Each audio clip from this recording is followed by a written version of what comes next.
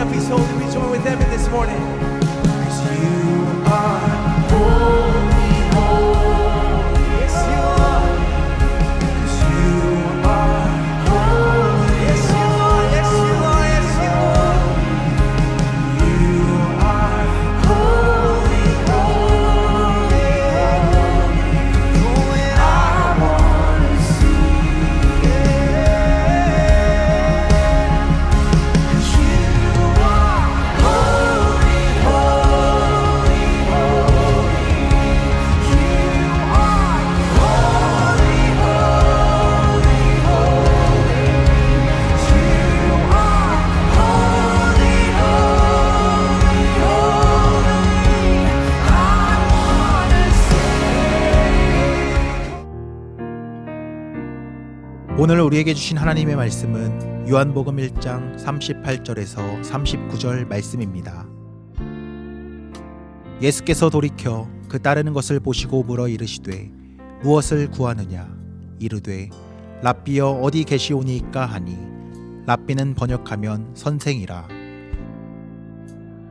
예수께서 이르시되 와서 보라. 그러므로 그들이 가서 계신 데를 보고 그날 함께 거하니 때가 10시쯤 되었더라. 오늘 이 말씀에 많은 은혜 받으시기 바랍니다. 어제 우리가 우리의 자녀들을 위해서 함께 기도하면서 이 아이들이 이번 여름사역을 통하여서 하나님께서 우리에게 주는 근본적인 질문 앞에 서는 삶이 되게 하소서.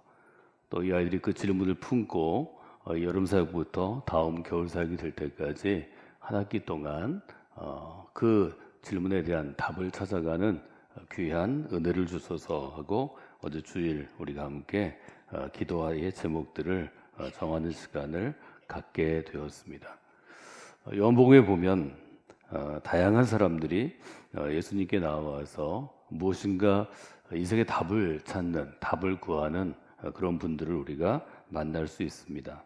이 다양한 사람들을 우리가 돌아보면서 실제로 우리가 살아가면서 우리 인생 가운데 우리가 품고 있는 인생의 질문들을 이들이 동일하게 갖고 있다는 것을 우리가 보게 됩니다. 요한복음 3장에 보면 니고데모, 유대인의 선생이라고 또 유대인의 일종의 리더십으로 활동하던 니고데모는 아주 분명하게 예수님께 나와서 자기의 가야 갈 길을 묻습니다. 예수님은 니고데모를 향해서 너는 이스라엘의 선생으로 어떻게 이런 것을 알지 못하느냐 하고 책망하시는 것을 우리가 보게 됩니다. 이것은 요한복음 1장으로부터도 분명하게 예수님의 사역에 대해서 우리에게 알려주는 것인데요. 요한복음 1장 48절에 보면 예수님께서 그를 쫓는 것을 보시고 돌이켜 물어보십니다.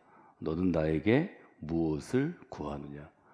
예수님이 사역을 시작하실 때 예수님을 따라오는 사람들이 많이 있었습니다. 성경은 청년이라고 그렇게 기록하고 있는데요.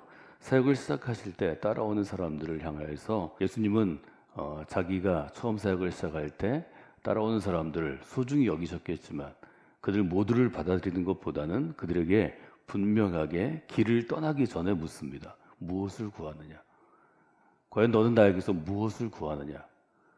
이것은 신앙생활을 시작할 때 우리 모두에게 아주 중요한 것입니다. 우리가 한국 사회 가운데 살아가고 또 한국 교회에서 신앙생활을 하면서 때때로 우리는 이 출발하는 질문이 부족함에도 불구하고 그저 어디로 가는지, 왜 가야 하는지, 어떻게 가야 하는지를 알지 못하면서 맹목적으로 휩쓸려서 가는 일종의 무리 속에 속해 있을 때가 많이 있습니다. 한국 사회에 살면서 가장 저로 하여금 어렵게 했던 것은 왜 가는지를 물어보는 질문을 하는 것 자체가 잘 용인되지 않는, 받아들여지지 않는 사회적인 분위기가 있고 또 제가 성장하고 자라고 살아온 지난 날들을 돌아보면 그것들을 묻는 것 자체가 리더십이나 선생님들에게 별로 좋지 않은 질문인 것처럼 인정받는 일종의 유교적인 분위기입니다. 성경을 보면 성경은 아주 철저하게 하나님이 우리를 부르시지만 그 부르심에 대해서 부르심을 받은 사람들이 때로는 당돌하게 때로는 좀 당황스럽게 때로는 너무 순진하게 질문하는 것을 우리가 보게 됩니다. 예수님께서도 분명히 자기를 따르는 사람들을 향해서 왜 따라오는지를 물어보십니다. 신앙생활을 할 때 내가 왜 신앙생활을 하는지, 또 이 신앙생활의 어떤 결승점은 어떤 것인지, 또 하나님께서 나를 부르신 이유는 무엇인지, 나는 어떤 길을 가야 하는지, 이런 부분에 대한 굉장히 합리적이면서 논리적이고 혹은 영적이면서도 인간이 갖고 있는 어떤 의문과 호기심에 대해서 질문하지 않으면 좋은 신앙생활을 하는데 좀 어려움이 있을 수 있습니다. 그래서 저는 오늘 일주일간, 한 주간에 우리가 새벽 기도회를 시작하면서 여러분들이 내가 무엇을 구할 것인가 하는 문제를 가지고 좀 진지하게 생각하시는 분들이 되시면 좋겠습니다.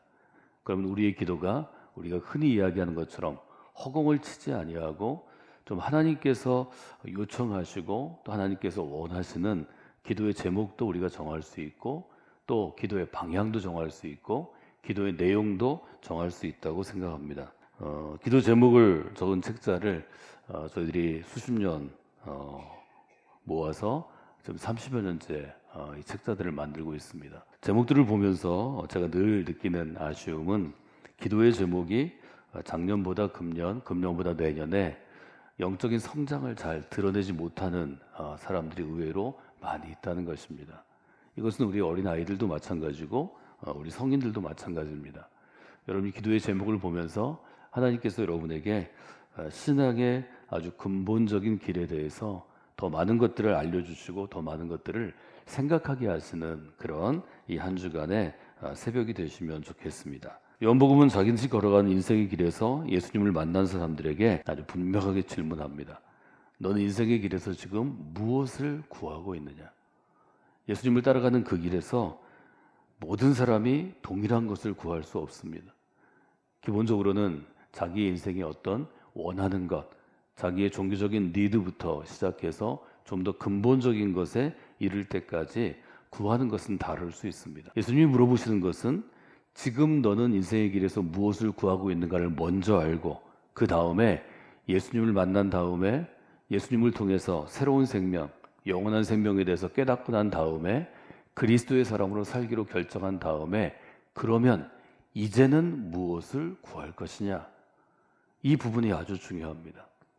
아이들이 처음에 우리가 신앙생활을 할 때도, 여러분이 아이들을 지도할 때에도 한국 사회에서 보편적으로 원하는 것들을 우리가 구할 수 있습니다. 뭐 좋은 학교, 좋은 직업, 또 성공한 인생, 이것들은 하나님께 나가는 기준을 좁히는 좀 부정적인 효과가 있습니다. 한국 사회에서 요청하거나 우리가 원하는 성공이 내게 복 있는 인생이 될 수는 없습니다. 하나님께서 내게 주시는 복 있는 인생은 나에게 맞추어서 하나님이 각자 만드신 귀한 새로운 길입니다. 이번 저희들이 함께하는 여름의 주제는 사순절에 우리가 나누었던 주제입니다. 사순절을 우리가 함께 7주간을 지내면서 마지막 주에 하나님은 우리를 말씀을 통해 인도하실 때 우리 모두가 하늘을 담은 그릇이 되어야 한다고 도전하셨습니다.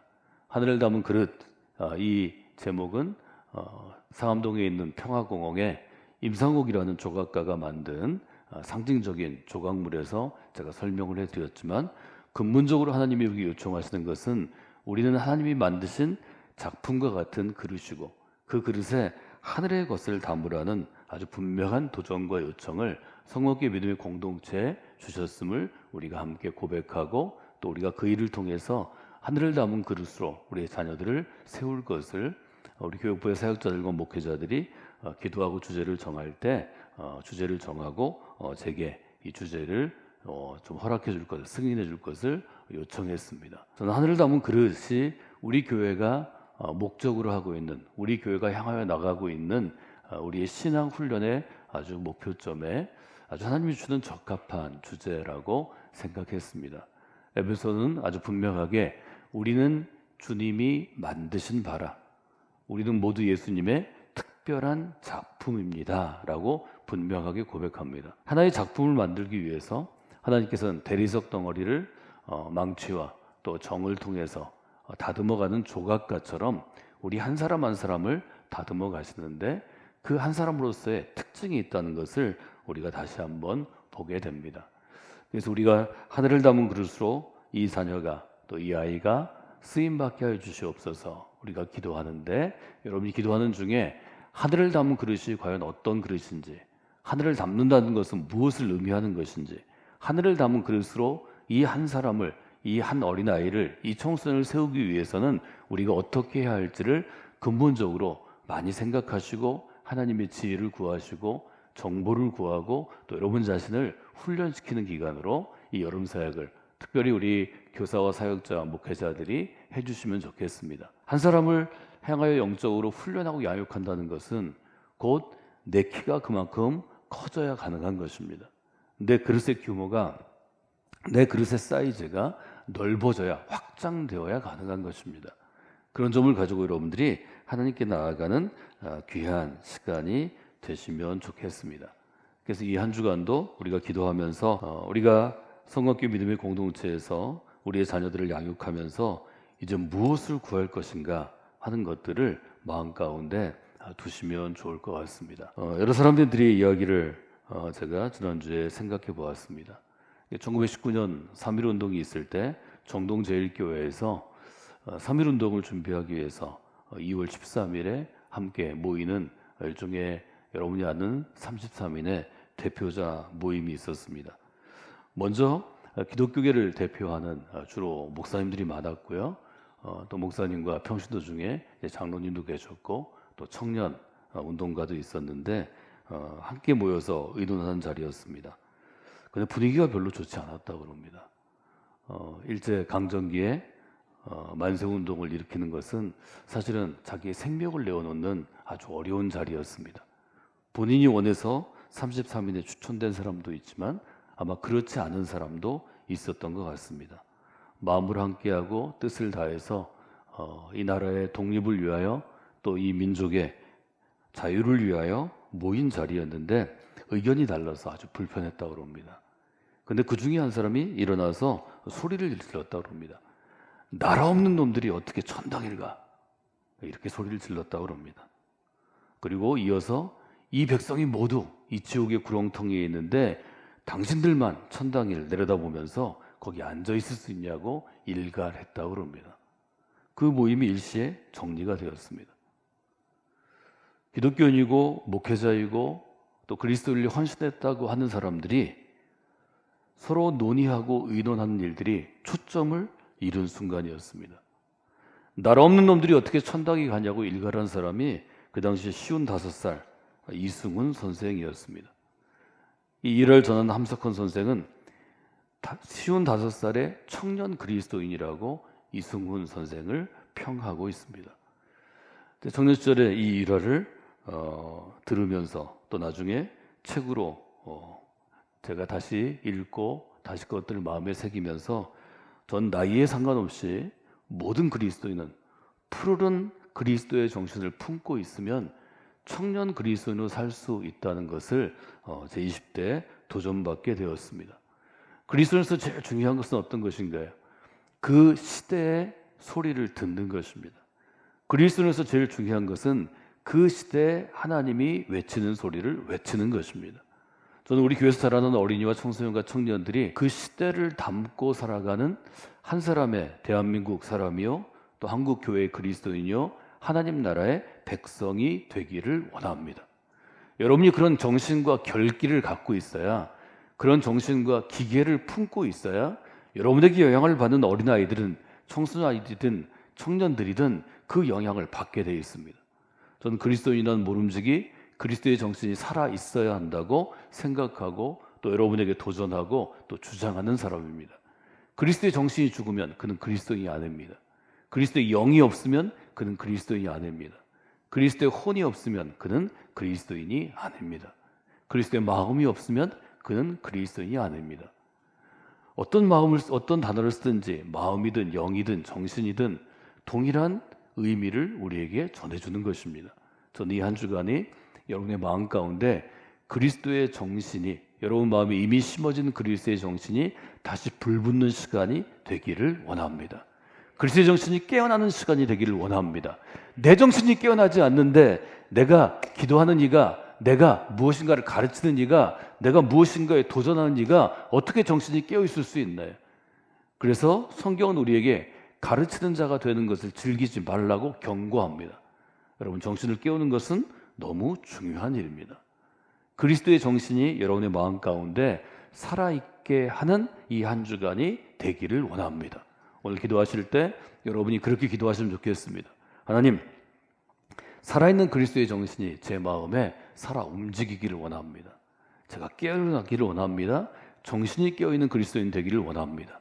이 여름 사역을 통하여서 제가 만나고 또 제가 품에 안고 기도하는 우리 어린아이들이, 우리의 청소년들이, 우리의 청년들이 그리스도의 정신이 신겨지게 하시고 그 그리스도의 정신이 살아 움직이게 하시고 정신이 깨어있고 살아있는 그리스도인으로 살아가게 하여 주시옵소서.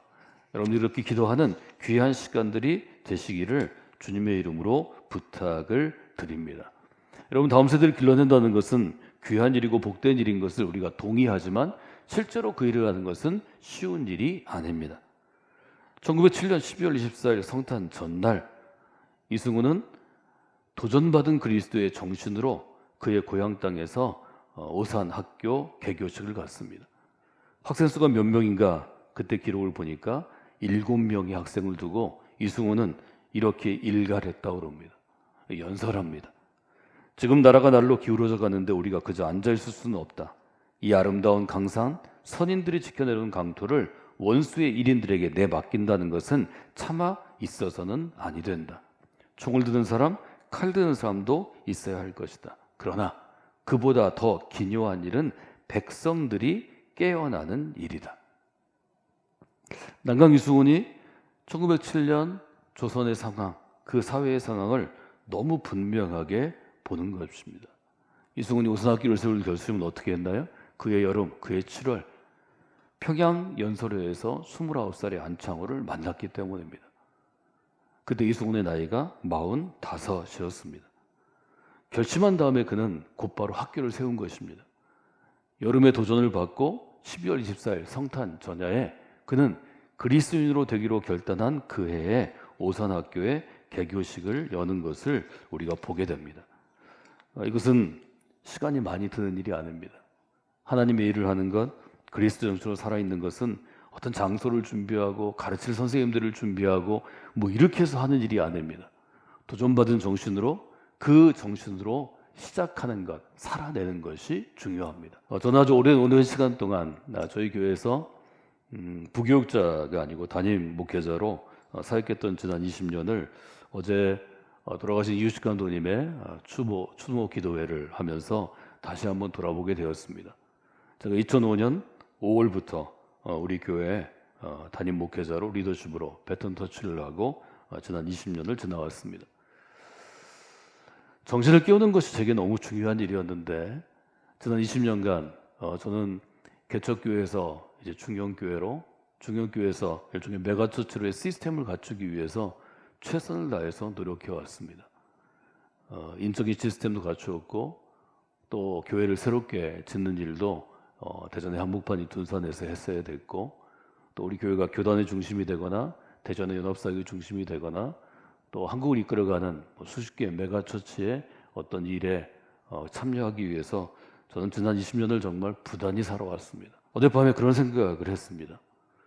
정신을 깨우기 위해서 건물도 짓고 사람도 세우고 활동도 하고 시스템을 갖춰놨는데 최근에 제가 느끼는 것은 또 최근 수년간 제가 느끼는 것은 우리 교회 정신이 예전처럼 아주 불붙듯이 깨어나지 않는다는 사실은 저는 위기의식을 갖고 있습니다.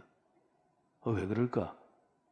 시스템을 만들고 보이지 않는 인적인 시스템과 전략적인 시스템을 만들고 건물을 새로 짓고 교회가 알려지고 또 리더십은 자기 자리를 잡고 유명해지는데 왜 내적인 동력과 내적인 열정은 이게 예전만큼 불타오르지 않는가? 이것은 한 나라가 후진국의 선진국이 돼서 생기는 현상과 거의 비슷하다고 생각합니다. 여러분, 바울은 고린도 교회를 향해서 무엇이라고 지적했습니까? 우리가 열심히 했다고 해서 우리가 어떤 성취를 이뤘다고 해서 배부른 사람이 되어서는 안 됩니다. 그것에 만족하는 사람이 되어서는 안 됩니다. 그것은 곧 그 순간으로부터 퇴보하는 것이고 그 순간으로부터 실패하는 것입니다. 하나님의 사람은 그리스도의 장성한 분량이라는 우리가 이룰 수 없는 영원한 목표를 마음에 두고 표대를 향하여 달려가는 사람입니다. 여러분, 한 걸음 더 하나님의 나라를 위하여 하나님이 우리에게 준 결승점을 향하여 달려가는 이 한 주간이 되기를 바랍니다. 여러분, 깨어나셔야 하고, 여러분 더 열정을 가져야 하고, 하나님이 나의 삶을 아름답게 쓰시도록 삶이 낭비되어서는 안 됩니다. 하나님께서는 우리에게 몇 명을 전도했느냐, 교회를 몇 개를 세웠느냐, 내가 얼마나 헌신했느냐, 이것을 무슨 보험회사의 영업사원처럼 카운트해서 하나님 앞에서 우리가 물어보지 않습니다. 하나님 우리에게 물어볼 것입니다. 넌 너의 인생을 낭비한 적이 없느냐? 너의 인생 가운데 한 걸음 더 나아갔느냐? 한 번 더 해봤느냐? 저는 최선을 다하는 그 자세와 마음을 하나님이 기쁘게 여기신다고 생각합니다. 여러분, 그런 마음을 가지고 이 한 주간 믿음으로 나아가시면 좋겠습니다. 여러분 잘 아는 김소월, 시인 김소월, 순교한 주기철 목사, 끝까지 한국의 정신을 살리고 했던 함석헌, 그림으로 세상을 바꾼 이중섭, 교회를 통해 세상을 바꾼 한경직, 이 사람들이 바로 남강 이승훈이 45세 세운 오산 학교를 통해서 이 나라의 독립과 이 나라의 성장과 이 나라의 교회를 세운 인물들입니다. 하나님은 정신이 깨어있는 한 사람이 마음을 가지고 사람을 길러낼 때 그 사람을 영적인 스승으로 삼아서 수많은 제자들을 보내시고 그들을 통해 시대를 바꾸고 나라를 바꾸고 교회를 바꾸는 것입니다. 저는 그것이 세상의 중심이라고 생각합니다. 여러분, 대전은 세상의 중심이 아닙니다. 대한민국의 중심은 서울입니다. 이것은 앞으로도 영원히 바뀌지 않을지 모르겠습니다. 그러나 하나님이 우리를 대전에 보내시고 대전에 뿌리 내리게 하시고 대전에 살게 하시고 성곽기 위대의 공동체를 이루셨다면 하나님 나라의 중심이 되어야겠다는 분명한 도전의식이 우리 가운데 저는 있어야 한다고 생각합니다. 저는 대전이 세상의 중심이 되게 해달라고 기도하지 않습니다. 그러나 대전이 하나님 나라의 중심이 될 수 있습니다. 성곽교회가 세계 교회의 중심이 될 수 없습니다. 그러나 하나님 나라의 중심은 되어야 하는 것입니다. 그러한 마음을 가지고 살아갈 때 하나님께서 일하시고 하나님께서 역사하시는 것입니다. 저는 10년 전에도 20년 전에도 30년 전에도 여러분과 함께 말씀을 나눌 때 분명히 이 말씀으로 함께 했고 아마 수많은 사람들이 수천 명이 이 말씀에 도전을 받고 저와 함께 여기까지 나왔습니다. 여러분, 지금도 우리는 정신을 깨우는 그리스도인으로 살아가야 합니다. 누군가는 그 일을 해야 되기 때문입니다. 저는 그 누군가가 우리들이 되기를 원합니다. 이번 여름이 되기를 원합니다. 이번 여름에 우리에게 보내주신 어린아이와 청소년과 청년들이 되기를 원합니다. 여러분, 개인은 이 깨어난 정신으로 시대를 깨우는 그리스도인으로 살아야 합니다. 저는 교회는 미래를 바꾸는 공동체라고 확신합니다. 제 인생이 교회를 통해 바뀌었습니다. 제가 알고 있는 많은 사람들의 인생이 교회를 통해 바뀌었습니다. 우리 교회 가운데 있는 어린아이들의 인생이 바뀌게 될 것입니다. 청소년들의 인생이 바뀌게 될 것입니다. 청년들의 인생이 바뀌게 될 것입니다. 여러분의 인생이 변화되게 될 것입니다. 이 믿음을 갖고 있는 사람이 일할 때 그 믿음이 이 땅 가운데 실현되는 것입니다. 그 마음을 가지고 여러분들이 하나님께 나아가는 귀한 은혜가 우리 가운데 있기를 원합니다. 남강 이승훈의 묘비에는 이렇게 쓰여 있습니다. 일생을 남을 위해 살았고 자기를 위해서는 아무것도 한 것이 없는 이승훈. 그는 늦게 그리스도를 알게 되었고 도서 안창호 선생을 통해서 조국을 가슴에 새기게 되었고 그 일을 통해서 학교를 세우는 것으로부터 시작해서 독립운동의 맨 앞에 서는 그러한 어른으로 평생을 살았지만 그의 일생을 제자들이 그렇게 평가합니다. 자기를 위해 산 사람이 아니라 남을 위해 산 사람. 저는 이것이 모든 그리스도인이 자기의 묘비명에 새겨야 할 묘비라고 생각합니다. 사랑하는 여러분, 여러분이 지금 성곽기 믿음의 공동체를 통하여 하나님이 우리에게 주시는 귀한 이 사명을 통하여 우리가 다른 사람을 위하여, 특별히 우리의 자녀 세대, 우리의 어린 세대를 위하여 사는 것이 하나님 나라 가운데 큰 기쁨으로 새겨지게 될 것입니다. 우리가 그것을 보고 살아나는 것입니다. 바울이 고백합니다. 나는 우리 주 예수 그리스도의 십자가 외에는 결코 자랑할 것이 없습니다. 이것은 우리 모두의 고백이 되어야 합니다. 여러분, 이 새벽에 우리가 한 주간 동안 우리 자녀들 이름에 다 새겨 있는 이 기도의 제목, 이 수첩을 들고 이 기도집을 들고 한 사람 한 사람의 아이들을 위해서 이제 매일 새벽 기도하게 됩니다. 여러분, 깨어있는 정신으로 이 아이들의 정신이 깨어있도록 기도해 주시기를 바랍니다. 여러분의 그 간절함이, 여러분의 깨어있음이 하나님의 보좌에 올려질 때, 하나님께서 그 마음을 받을 때 하나님께서 일하시기 시작하는 것입니다. 이 여름에 하나님께서 일하시는 귀한 여름이 되기를 원합니다. 여러분, 우리의 자녀 세대를 위해서 무엇을 구할까? 이 기도의 제목을 보시면 보이는 것이 있을 것입니다. 느껴지는 것이 있을 것입니다. 결심되는 것이 있을 것입니다. 그 마음을 가지고 한 사람 한 사람의 어린아이들을 여러분이 보듬어 안고 그 영혼을 위해서 기도하고 그 영혼을 다듬어가는 귀한 새벽이 되시기를 주님의 이름으로 축원해 드립니다.